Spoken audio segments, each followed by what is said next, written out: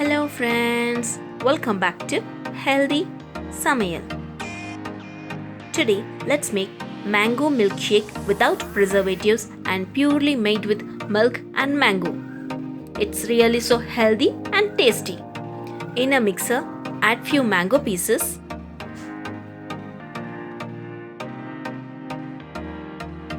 I am adding 5 tablespoons of sugar. You can adjust it as per your taste. If your kids ask for beverages or cool drinks from the market, you can make the fresh juice at home.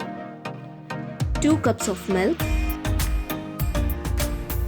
Add 4 cups of water.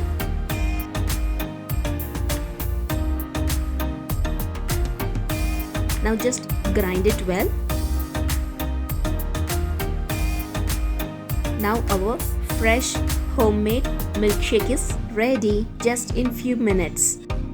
You can just transfer this into a bottle and just serve your kids the fresh juice whenever they want. You can store this in refrigerator for 2 to 3 days. If you consume it fresh, it would taste awesome. You can make this mango milkshake just in 15 minutes.